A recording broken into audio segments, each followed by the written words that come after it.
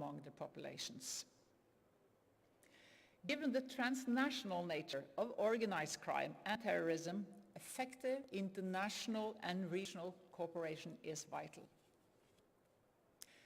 During the last few years, we have seen a remarkable shift towards more cooperation among the states in Sahel and in the Lake Chad Basin, both in the judicial field and regard to security. We are impressed by how far initiatives such as the G5 Sahel and the Multinational Joint Task Force have come in a short time, and we look forward to seeing these initiatives develop in the years to come. Our engagement in MINUSMA is the core of Norway's activity, security support in the region. We will remain it at least through 2022, with participation in the multinational national rotation of military aircraft as our main contribution. Norway is also pleased to support the civilian aspects of the G5 Sahel through the Office of the High Commissioner for Human Rights and the UN's Office for Drugs and Crime. We will continue to look for ways to supporting the G5 Sahel. We also support an increased role for the African Union in the Sahel, in close conjunction with the G5 Sahel and the JTF. Second, in order to succeed in the long run, we need to employ a broad approach to security. Experience has shown that security interventions are only effective if they respect human rights and respond to the needs of the population. This is true for national, for regional, and international security operations. Violations of human rights, weak systems of justice, and corruption erode trust in institutions and government processes. It feeds a sense of injustice. It undermines democracy and the rule of law. And it creates a fertile breeding ground for extremism, violence, and conflict. All our efforts must therefore seek to enhance the legitimacy of the state and address the root causes of conflict. We must invest in people, men and women, girls and boys, to provide hope for the future. Norway places particular emphasis on education. Today, millions of primary school-age children are out of school across the Sahel, many of them in conflict-ridden areas. Education is not only a human right, it's a prerequisite for both security and for development. Thirdly, the root causes of conflict are often political. Marginalization, weak representation, and lack of development are often among the drivers.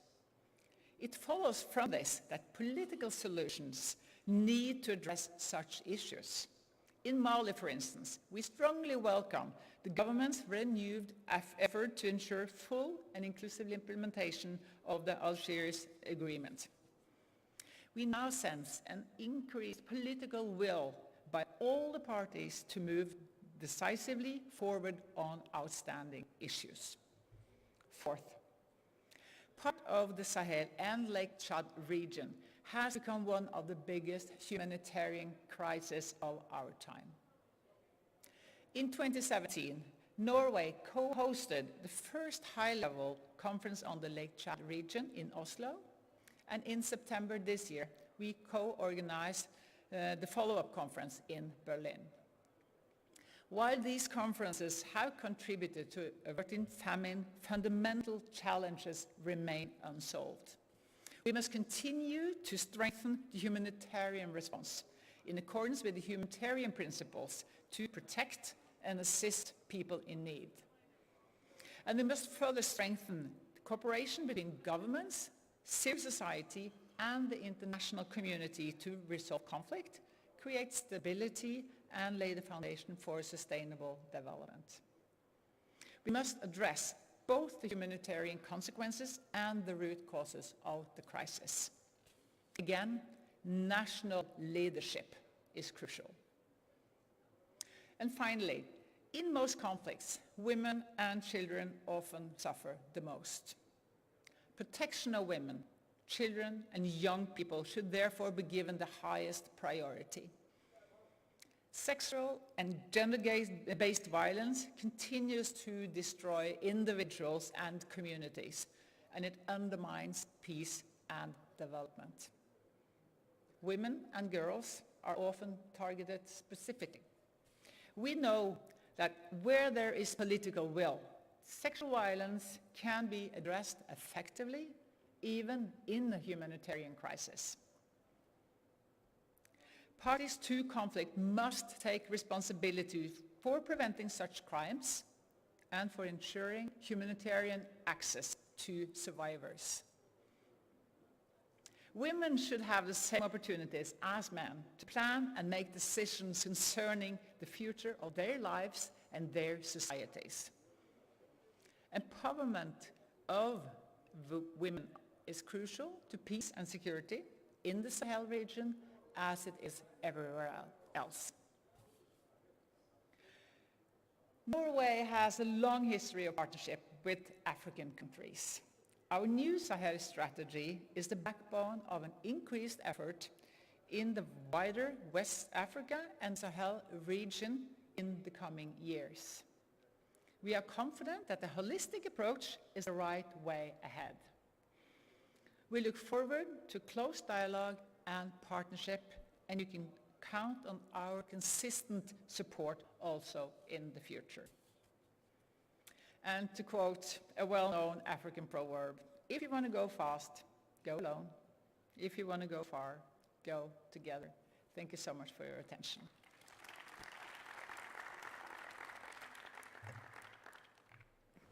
Merci infiniment, Madame la Ministre. Monsieur l'Ambassadeur.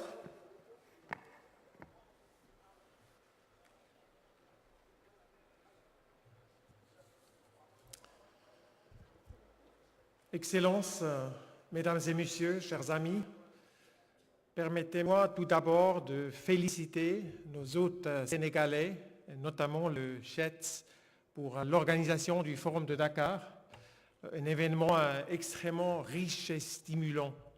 Je suis ravi que j'ai eu l'occasion de signer cet après-midi avec le général Ndiaye, le directeur du GETS, un accord de coopération entre le GETS et le DICAF qui va nous aider à continuer à approfondir le partenariat entre nos deux organisations.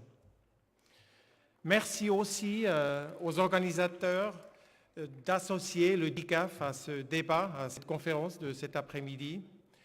Le DICAF, c'est une fondation internationale basée à Genève qui soutient 75 États partenaires dans leurs efforts de développer, améliorer la gouvernance de leur secteur de sécurité et de justice, toujours basé sur les principes de l'état de droit et du respect des droits de l'homme.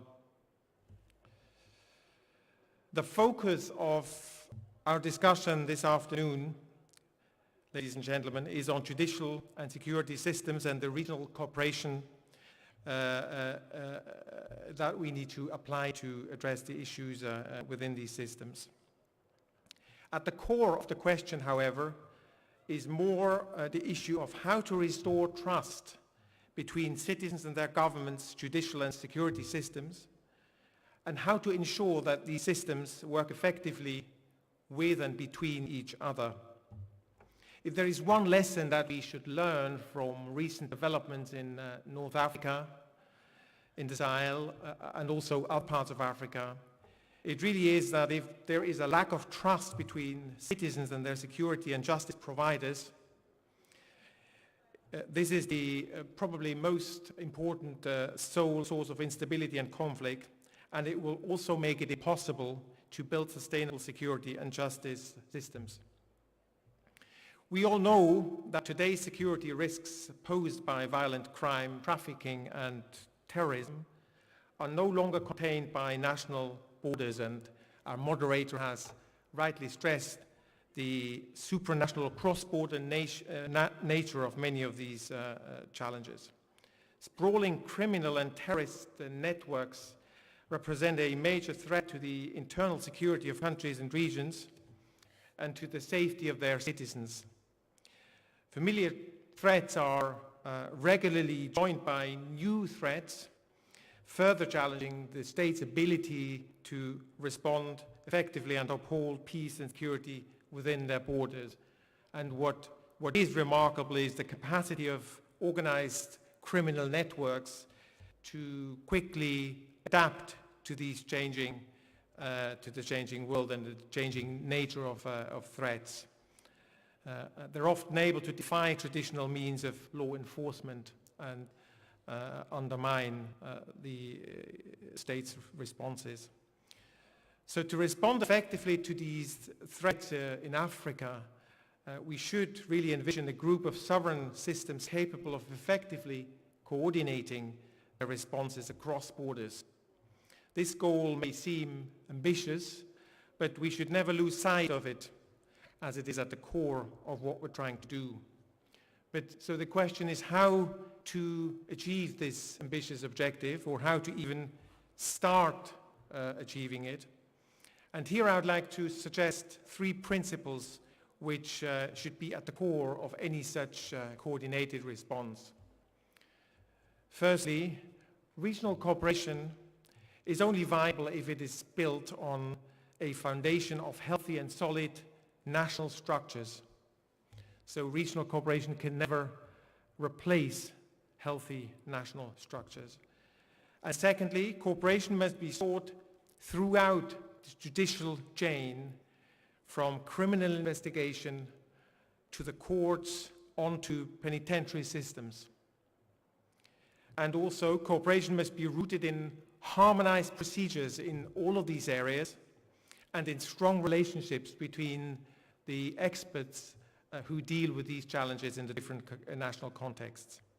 And thirdly, the focus should really be primarily on the most promising and also most successful initiatives which are already available in this area.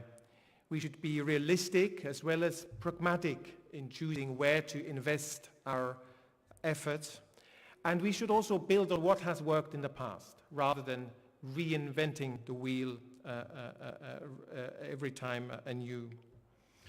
Even though security and justice sector reform always has to be context specific, of course, and we need to take into consideration the particularities of Africa in this discussion, comparisons with other geographical areas can sometimes be illustrative.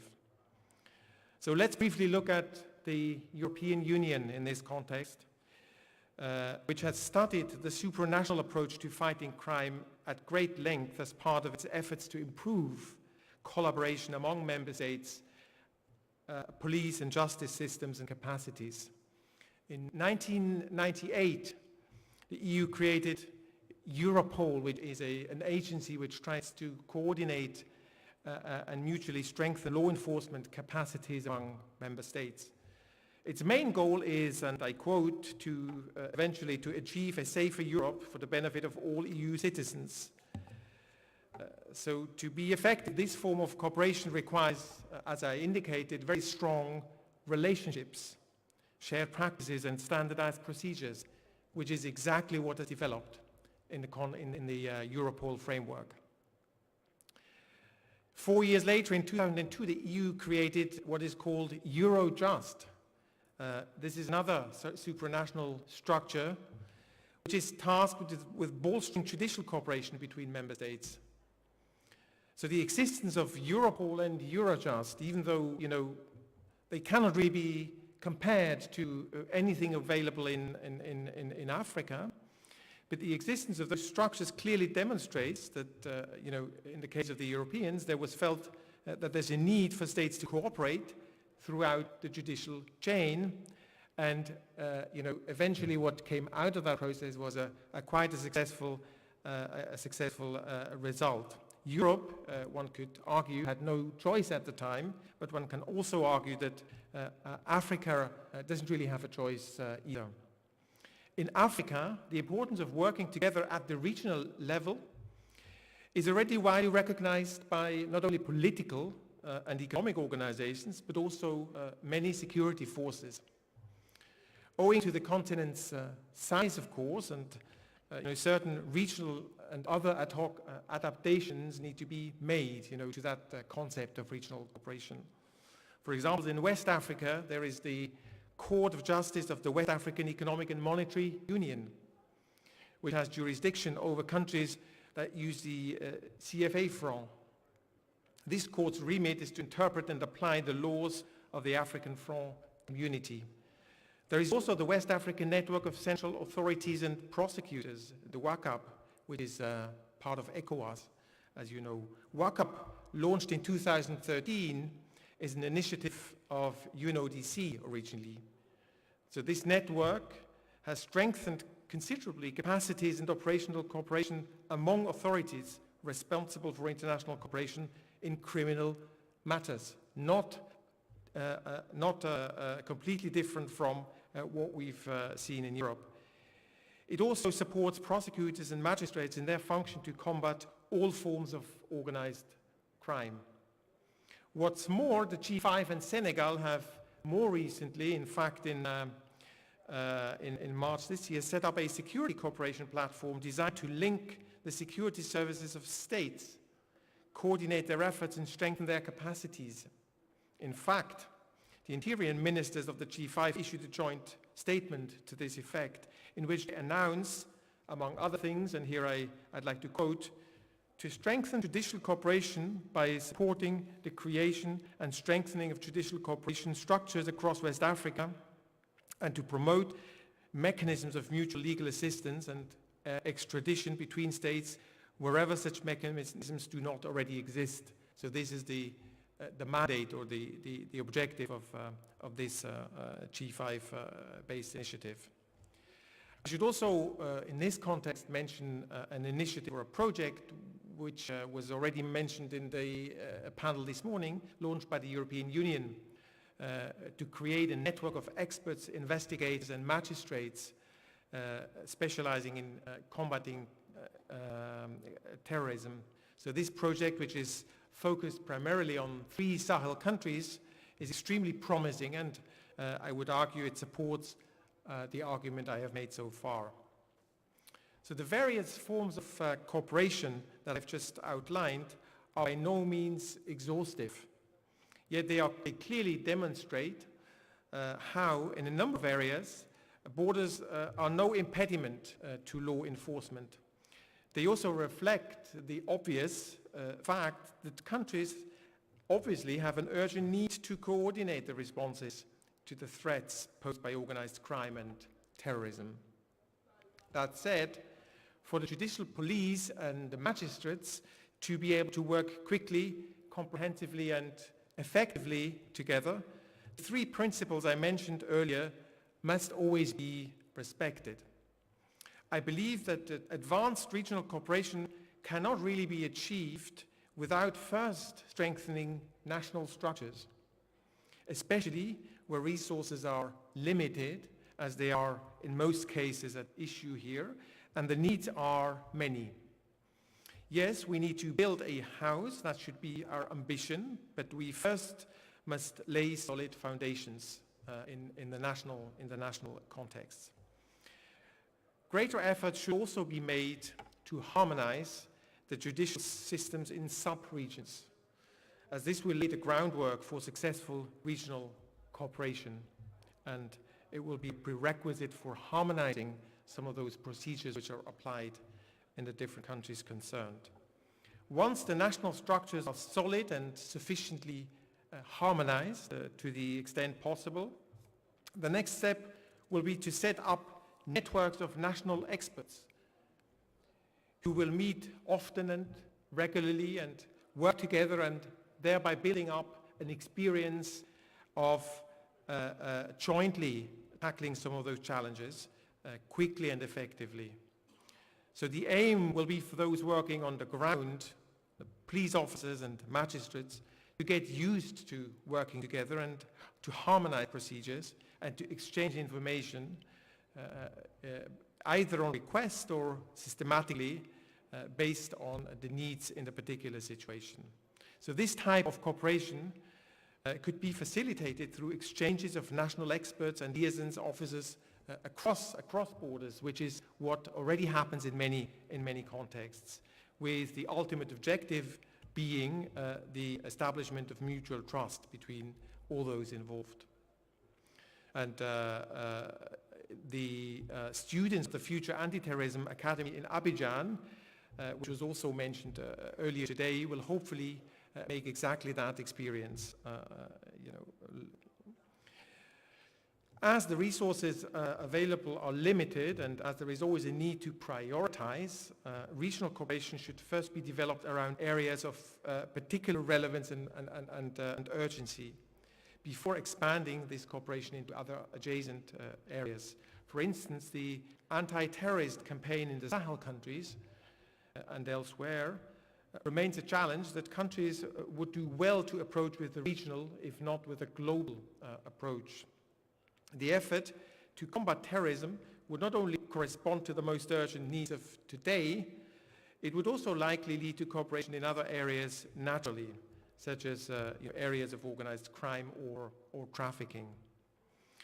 It goes without saying that the international community plays a crucial, sometimes I would even say a decisive role in stimulating regional cooperation in the area of justice. As director of the Geneva Center for the Democratic Control of Armed Forces, I can speak to this because we have developed programs in many African countries, particularly in West Africa, but also in the rest of the world. Based on the experience that we've been able to accumulate in this area, I think we can safely say that before designing any regional initiatives, international partners always need to be, need to fully understand the complex structures of the justice sector and how this sector interacts with the security sector. The justice sector is not a single unified sector. In fact, it's more a series of related and mutually dependent subsystems composed of a number of different agencies and institutions, each of which has its own rationale, work culture, and formal and informal principles. Let me also stress in this context the important role which was highlighted in the debate earlier this afternoon, the important role which non-state security providers play in many African contexts. Often, their contribution is considered to be much more relevant to citizens than the contributions of state justice providers. Naively strengthening one link in the criminal justice and security chain in isolation can and often does create pressures and fractures elsewhere. This is why, as a first step, international cooperation initiatives often benefit from a thorough mapping and analysis of the criminal justice and security system in a given country or in different countries if we're trying to coordinate their responses. Analyzing the dependencies and the effects of one part of their system onto other parts will allow for better risk mitigation measures and plans for implementing desired reform. A thorough analysis can also ensure that the principles of local ownership and gender equality, which my Norwegian colleague has mentioned in her speech also, are fully respected in a planned initiative. There is a very rich body of evidence which suggests that if those principles are not sufficiently taken into account, initiatives do not usually travel very far. They can never be sustainable.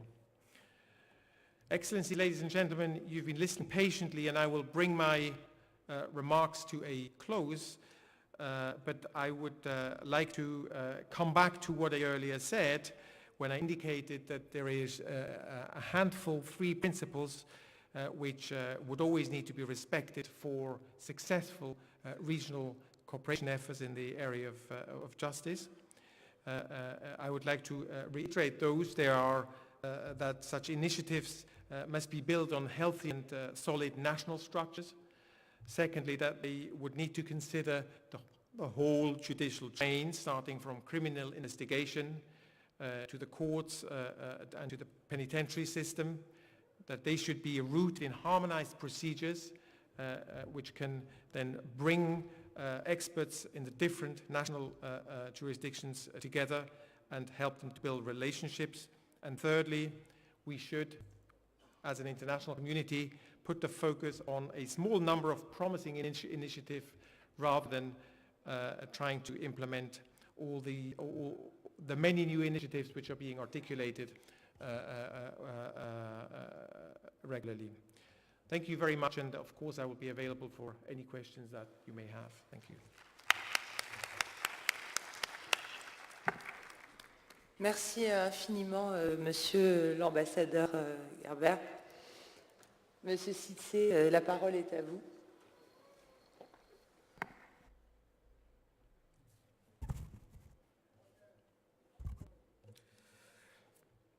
Excellences, Mesdames et Messieurs les participants, en vos titres, grades et qualités, tout protocole respectueusement observé. Je voudrais, avant tout propos, au nom de Madame Michèle Bachelet, au commissaire des Nations Unies aux droits de l'homme, et à mon nom personnel, remercier les organisateurs pour nous avoir associés à cet important événement. Maintenant, l'avantage de parler le tout dernier après une longue journée, c'est que tout a été dit. Et c'est là la difficulté. La difficulté, c'est de trouver, le défi, c'est de trouver un élément complémentaire. Donc, je vais essayer donc d'être créatif et essayer d'amener des éléments nouveaux.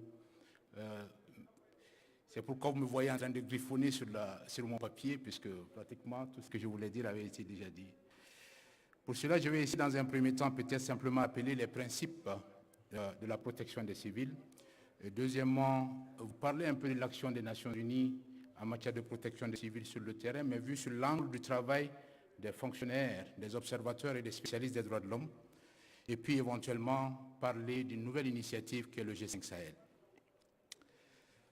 Il a été dit ce matin, effectivement, que le premier droit, c'est le droit à la vie. Permettez-moi de rappeler que les principes de la protection des civils, qui sont les premières victimes des violences, trouvent leur fondement dans le droit international des droits de l'homme, le droit international humanitaire, le droit des réfugiés, le statut de Rome portant création de la Cour pénale internationale, les résolutions du Conseil de sécurité des Nations Unies, les résolutions de l'Assemblée générale des Nations Unies, mais aussi les règles d'engagement des composantes militaires dans les opérations de paix. Madame Bintou Keïta l'a bien rappelé, la protection des civils est une priorité du mandat de toutes les missions de paix sous l'égide de l'ONU en Afrique. Mesdames et Messieurs, globalement, les actions de l'ONU sur le terrain en vue de la protection des civils tournent autour de trois grands axes qui sont interdépendants et se renforcent mutuellement. À savoir, le premier axe, c'est l'axe protection des civils contre les violences physiques. Le deuxième, c'est la protection à travers les processus politiques. Et le troisième axe, c'est l'axe création d'un environnement protecteur. Je m'en vais rapidement vous faire donner quelques illustrations pour vous dire un peu comment ça se passe, comme j'ai dit, sous l'angle du travail spécialiste des droits de l'homme. Pour l'axe 1, donc la protection des civils contre les violences physiques dans les zones de conflit, les spécialistes des droits de l'homme, à travers des mécanismes d'alerte, que ce soit des réseaux de protection, des comités locaux, etc., documentent les violations du droit international humanitaire, du droit des réfugiés, ainsi que les violations et atteintes aux droits de l'homme commises par toutes les parties au conflit. Ces cas de violation des droits de l'homme, documentés par les équipes, sont régulièrement partagés avec les autorités au niveau national, provincial et local pour simplement ou afin qu'elles prennent les dispositions nécessaires pour mettre un terme, situer les responsabilités et traduire en justice les auteurs de ces actes et prêter assistance aux victimes. Les spécialistes des droits de l'homme mènent aussi des activités de protection individuelle des personnes exposées à la violence, aux intimidations du fait de leurs activités. C'est le cas des défenseurs des droits de l'homme, mais aussi des journalistes, etc. La protection individuelle est étendue aussi aux victimes de violences, notamment les victimes de violences sexuelles, mais aussi aux témoins de ces violences dans le cadre de la procédure judiciaire.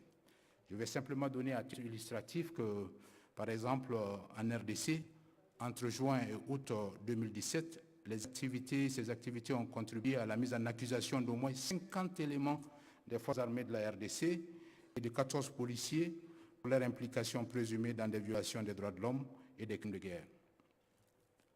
Au niveau de l'axe 2, donc l'axe protection à travers le processus politique, les observateurs des droits de l'homme, par leur analyse de la situation, la collecte d'informations sur les incidents liés au processus politique ainsi que les activités de protection individuelle, contribuent aux bons offices menés par le chef de la mission dans ses efforts de médiation et de d'escalade des conflits. Et je suis content de voir qu'il y a beaucoup d'anciens représentants et de nouveaux, actuellement, des représentants en fonction dans la salle, ils pourront confirmer.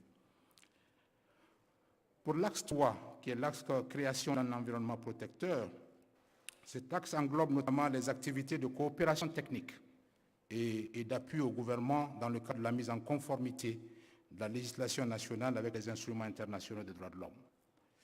Cet appui s'articule autour des actions législatives, une coopération avec les organes de traité et les procédures spéciales du Conseil des droits de l'homme à travers la soumission des rapports et la mise en œuvre des recommandations.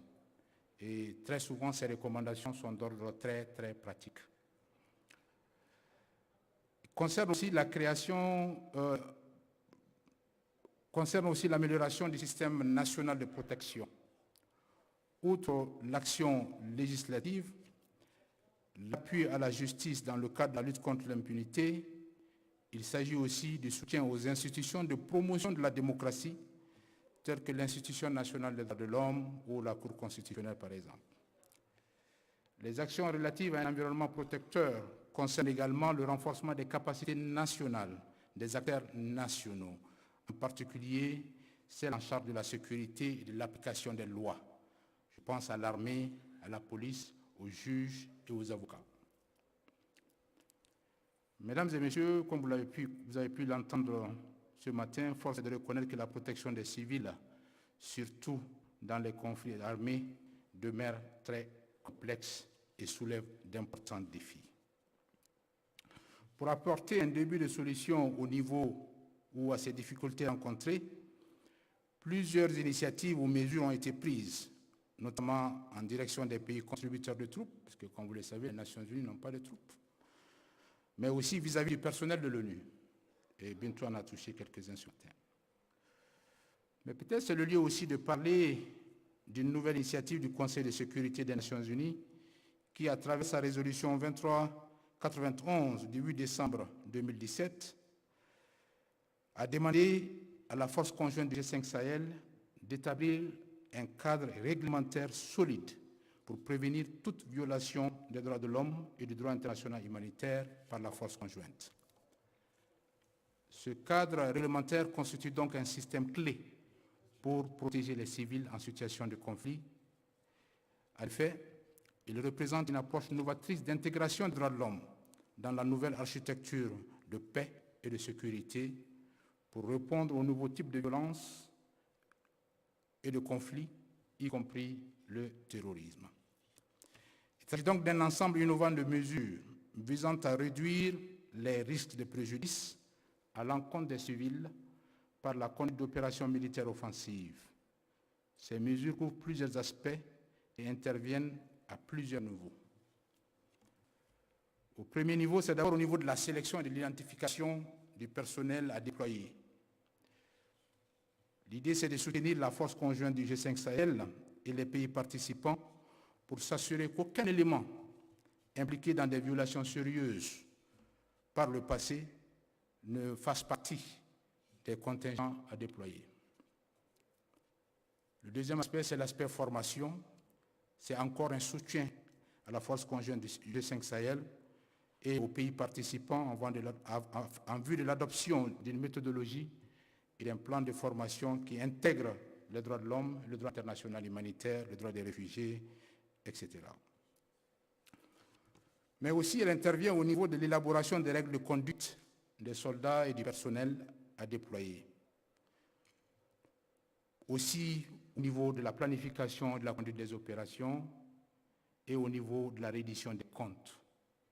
Il s'agit là de soutenir la force conjointe du G5 Sahel et des pays participants dans le développement de mécanismes de reddition des comptes pour traiter de façon adéquate des allégations de violation du droit international des droits de l'homme et du droit international humanitaire, y compris par des actions immédiates telles que la suspension potentielle d'individus ou d'unités présumées coupables de violation, ainsi qu'une communication médiatique effective des allégations et des investigations à temps. Mesdames et messieurs, comme il a été dit ce matin, la question de la protection des civils est vraiment au cœur du mandat des missions de maintien de paix et implique toutes les composantes de la mission, composantes militaires et civiles. Cependant, force est de reconnaître que les outils classiques du maintien de la paix, la protection par la présence dissuasive des casques bleus et du drapeau de l'ONU, ne suffit plus. C'est la triste réalité. Maintenant, que faire? Je n'ai pas de solution, mais c'est tout ce qui a été dit depuis ce matin. Et pour conclure, je vais simplement citer feu notre ancien secrétaire général Kofi Annan.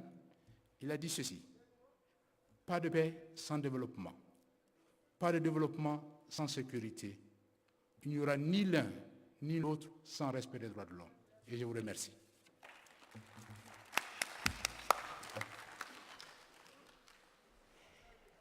Merci infiniment, Monsieur Cissé. Avant de donner la parole à la salle pour quelques questions, je voudrais essayer de synthétiser un petit peu ce qui s'est dit tout au long de ces trois interventions, très différentes mais complémentaires. D'abord, ce qui me paraît fondamental, ce qui ressort de toutes ces présentations, c'est d'une manière ou d'une autre l'importance de la prévention. Madame la ministre l'a souligné, c'est-à-dire notamment quand vous parliez de la protection des enfants, etc. Vous parliez des moyens de réagir, mais aussi beaucoup de l'importance de prévenir les crimes, qui est tout aussi importante que celle de lancer des poursuites après coup. Enfin, tout aussi importante, non, plus importante finalement. Et ça, c'est l'un des défis de la coopération internationale aussi. C'est l'un des agendas l'une des questions majeures qui a été mise à l'agenda par le nouveau secrétaire général des Nations Unies. Et ça me paraît absolument fondamental. Et pour contribuer à cette prévention, la question de la confiance qui a été soulignée par l'ambassadeur est également un élément qu'il convient de creuser particulièrement. Il est intéressant aussi, au travers de votre exposé, de voir que là encore, comme l'a rappelé la ministre Florence Parly ce matin, nous sommes appelés en Afrique à avoir, nous, partenaires extérieurs souvent du continent, à faire preuve d'humilité, puisque vous avez rappelé toutes les étapes de la construction de la défense européenne notamment, et bon, vous êtes parti des années 90, donc on voit que ce processus est très long. Vous avez aussi, les uns et les autres, mis l'accent sur la nécessité de travailler en réseau, au-delà des cadres institutionnels de coopération, l'importance de développer des capacités à la fois formelles, mais je pense aussi sans doute informelles, pour pouvoir travailler. Quand je dis informel, ça signifie aussi travailler avec les représentants des populations, la société civile, etc. Ce panel a trait à la justice, et je pense qu'il est important de faire quand même une précision, parce que nous qui sommes spécialiste des questions de réforme du système de sécurité, on l'oublie trop souvent. La justice, c'est plus qu'un secteur, justement. La justice, c'est un pouvoir. C'est l'un des 3 pouvoirs sur lesquels repose un État. Et au même titre que la sphère exécutive et que la sphère législative, et la séparation de ces pouvoirs est absolument essentielle à l'instauration d'une gouvernance démocratique. Donc le statut de la justice me paraît tout à fait particulier dans les efforts qui sont mis en œuvre pour promouvoir la paix et la sécurité sur le continent africain. Et enfin, je terminerai par le tableau très complet que nous a fait M. Cissé, notamment à propos des efforts qui me paraissent assez novateurs, qui sont engagés auprès du G5 Sahel, pour justement mettre en place un processus de vetting, de vérification très en amont, et pour justement parvenir à insuffler, à faire infuser cette approche par les droits dès le départ du déploiement d'une force. Donc voilà les quelques éléments, à mon avis, qui ressortent de vos exposés. Donc je voudrais maintenant passer la parole à la salle et prendre quelques questions.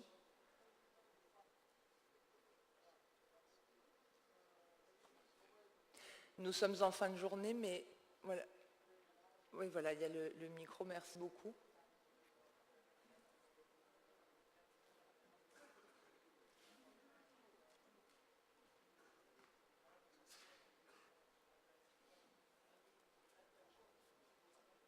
Non, il n'y a pas de... Ah, c'est ça, hein. I'm short-sighted, sorry.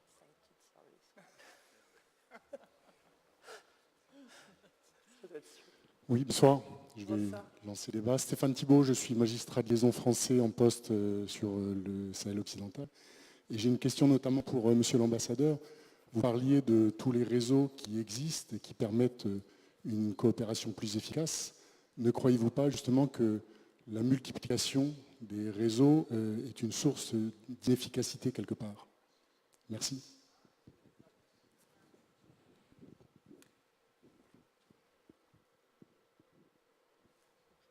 Oui, s'il vous plaît, pardon. Well, thank you very much for this question. I think, I would support your argument that the more stakeholders interact with each other in a cross-border logic, the better the results can be, and the deeper the trust level can be. But those coordination efforts should follow, should occur within a coordinated overall initiative, and they should not follow different initiatives or vectors or different donor motivations also. So if we take, for instance, the context of G5 Sahel, which has been mentioned a lot, I think, of course, there's a huge need to coordinate what essentially are 5 different jurisdictions, and main questions are, as of yet unresolved in terms of, how the different governance systems, the 5 governance systems, how they interact cross-border. What, for instance, the role of the 5 parliaments are exactly in providing oversight over, the actions, the behavior of the different troops. Also, I think there are discrepancies in terms of, the role of other external oversight capacities, the media,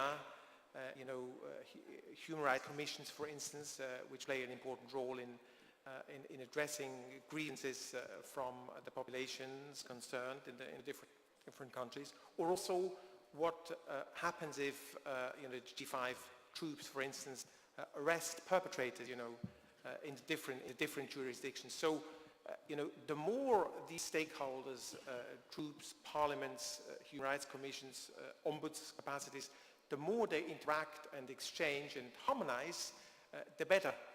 So, I would agree with you that there cannot be enough coordination.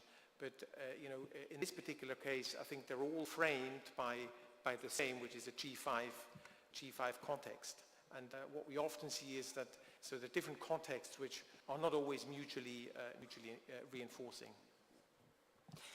Merci, pardon, merci beaucoup.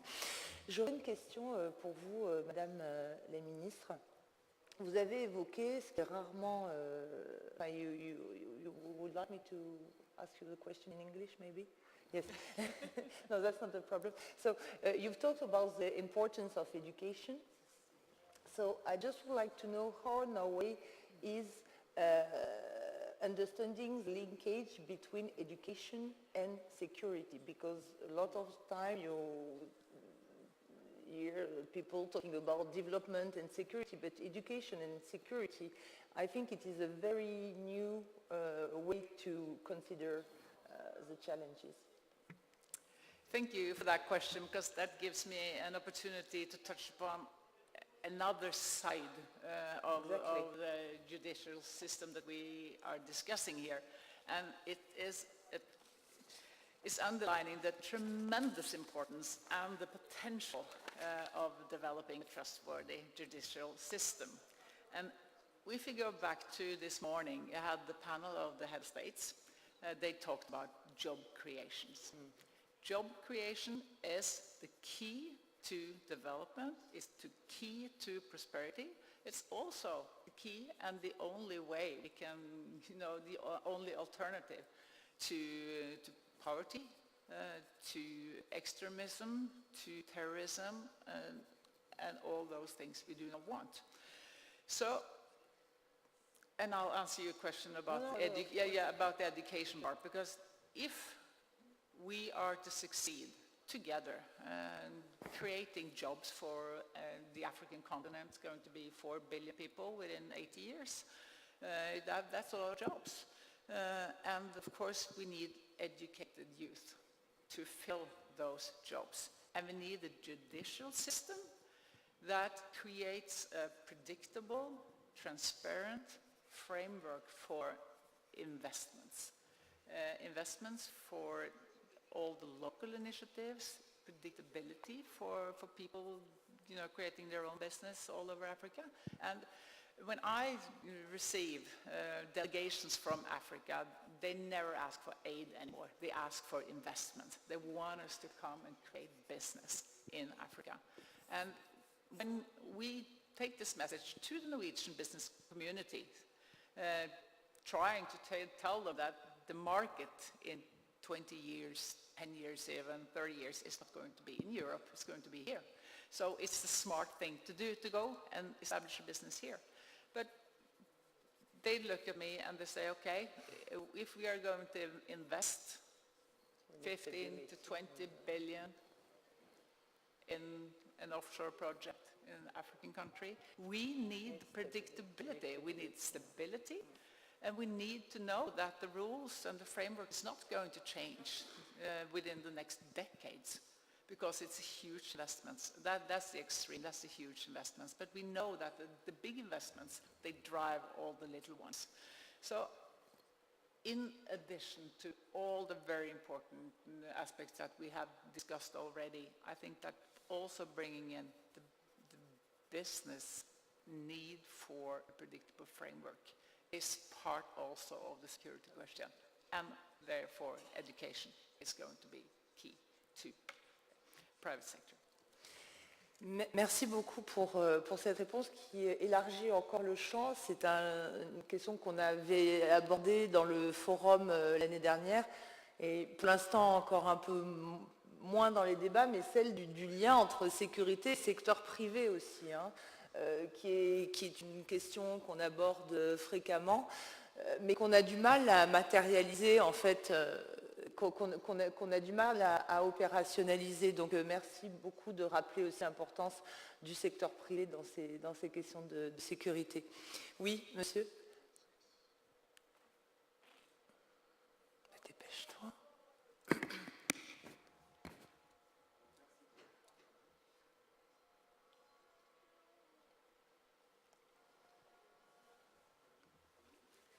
Vous m'entendez là? Oui, voilà.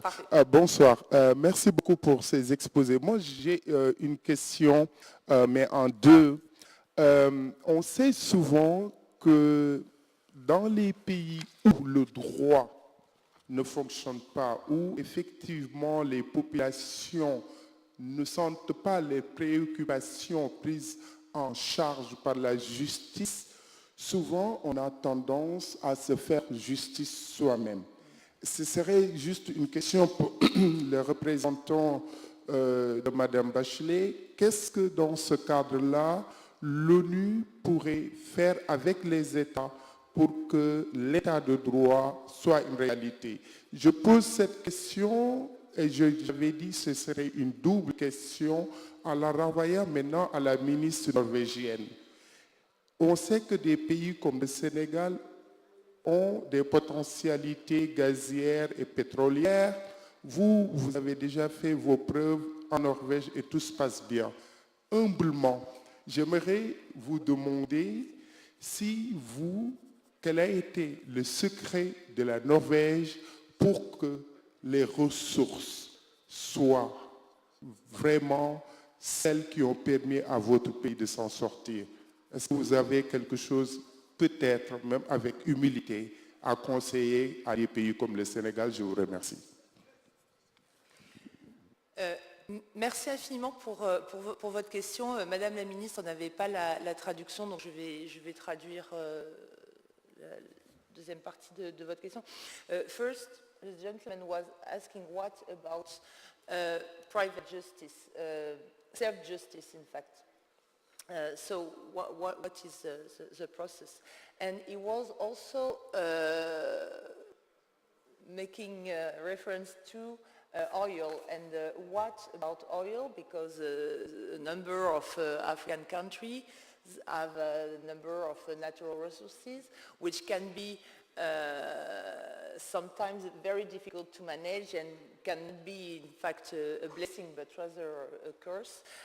So he was asking how Norway had been able to manage these oil resources in fact. Thank you for your question. I often am surprised that people, they think that Norway is a wealthy country because we found the oil. We're not. We are a wealthy country because the women work. That is our, by far, biggest asset. That we use the whole population in the workforce. That's the Norwegian secret. But we have also been very blessed with politicians many years ago that when we discovered the oil, they decided this is not going to be not for the American or the French or other oil companies, it's going to be for Norwegian, and it's going to be to benefit the whole Norwegian society. And also before we started and during the whole process, we were taking environmental considerations. You have plans for resource management that are sustainable. And also, of course, we have found a very efficient way to save the money for future generations through the Sovereign Fund. And that is a political decision. And I know it's going to be rough for many of you that find oil because it's tempting, because you have such a complex challenges on your hands to spend those money for education and infrastructure now. And I'm not going to say that that's wrong. But Norway was, fortunate enough to have the foresight to actually put the money aside and just do the investments from the interest of the fund. So that brings us in a very fortunate position today. But my main point is get the women to work, empower the women, and you will succeed. Thank you. Monsieur Cissé. Merci. Sur la question de la justice aux mains des individus, d'abord, nous ne remplaçons pas l'État. La justice est un secteur régalien qui revient entièrement à l'État. Ce que nous faisons, c'est plutôt un plaidoyer. Si jamais il y a des défaillances, pour que ces déficiences soient corrigées. soit à travers un appui technique, soit à travers des formations, soit à travers des mécanismes et des aspects que nous discuterons avec la partie concernée. Mais nous n'encourageons jamais la justice privée. Que les gens se rendent justice elles-mêmes ne fait pas partie de l'état de droit. Donc notre plaidoyer, c'est en faveur du respect de l'état de droit, la séparation des pouvoirs et la bonne gouvernance. Donc voilà ce que nous faisons. Merci. OK. Donc, alors répétez alors. Non, la question, non, je vais la rappeler. La première partie de la question, vous voulez dire celle des groupes d'autodéfense, en fait, c'est ça?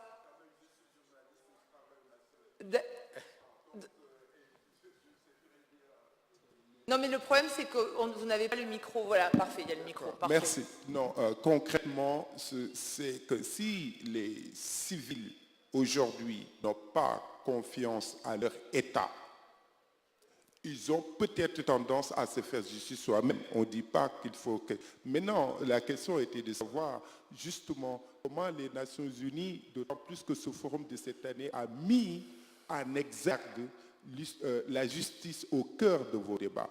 C'était pour vous donner l'opportunité de nous dire comment aujourd'hui accompagner les États africains à mieux asseoir l'état de droit en dehors de la politique politicienne. Vous voulez réagir? Bon, je ne fais pas de la politique politicienne. Donc, grosso modo, ce que je dis, il faut reconnaître que la justice est un secteur régalien. Nous, on ne peut pas imposer. Les Nations Unies sont là pour accompagner et appuyer et rappeler ces principes de la séparation du pouvoir, la bonne gouvernance. Donc, on est ouvert à offrir ces services à d'autres partenaires, mais on ne peut pas nous rendre la justice à la place de l'État concerné. Donc, voilà. Merci. Merci, monsieur l'ambassadeur. Well, thank you very much. I would like to take the opportunity to also react to this interjection by saying that, of course, as our colleague from the Office of the High Commissioner of Human Rights has rightly said, the rule of law is something which formal, official, structures need to ensure. But the reality in many African states in which we operate as DCAF is that the reach of the state, of the formal judicial structures of the states are very limited, and sometimes they don't really go a lot further than capital cities even, which in our experience can mean that traditional justice structures, which in many countries go back a long way and are firmly anchored in the communities, they can also play an important role. And so the endeavor should really be to make sure that those